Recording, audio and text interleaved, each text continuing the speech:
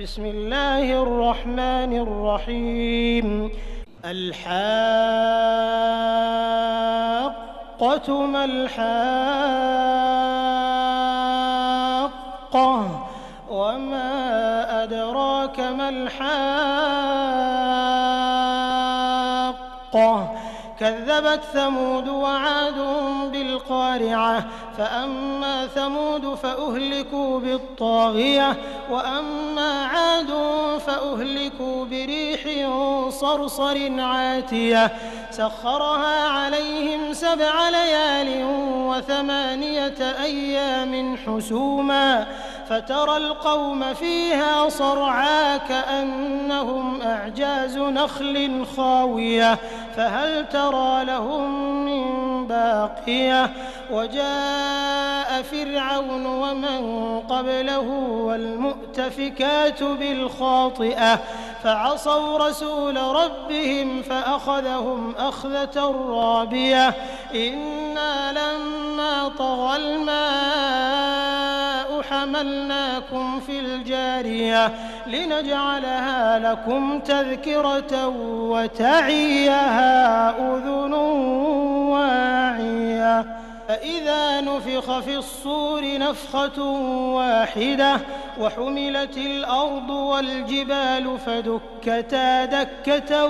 واحدة فيومئذ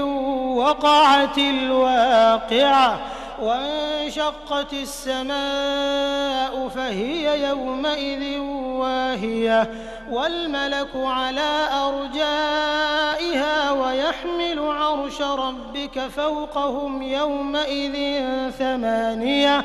يومئذ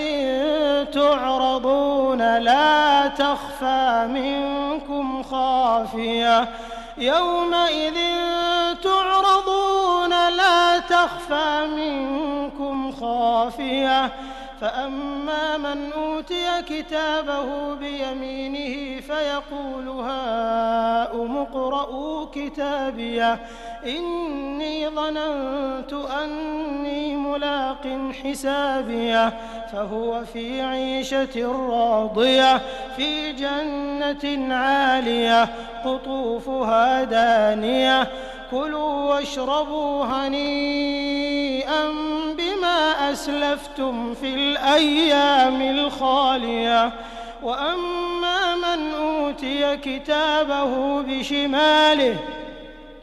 وأما من أوتي كتابه بشماله فيقول يا ليتني لم أوت كتابيه ولم أدر ما حسابيه يا ليتها كانت القاضية ما أغنى عني ماليه هلك عني سلطانيه خذوه فغلوه ثم الجحيم صلوه ثم في سلسلة ذرعها 70 ذراعا فاسلكوه إنه كان لا يؤمن بالله العظيم ولا يحض على طعام المسكين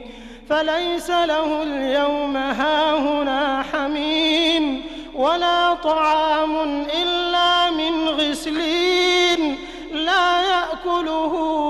إلا الخاطئون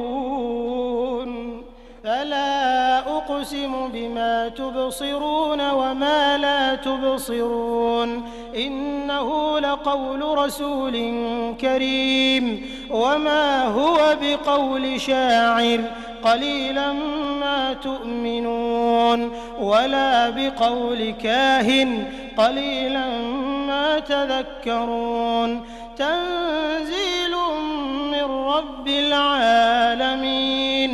ولو تقول علينا بعض الأقاويل لأخذنا منه باليمين ثم لقطعنا منه الوتين فما منكم من أحد عنه حاجزين وإنه وإنه لتذكرة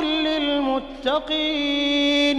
وإنا لنعلم أن منكم مكذبين وإنه لحسرة على الكافرين وإنه لحق اليقين فسبح باسم ربك العظيم.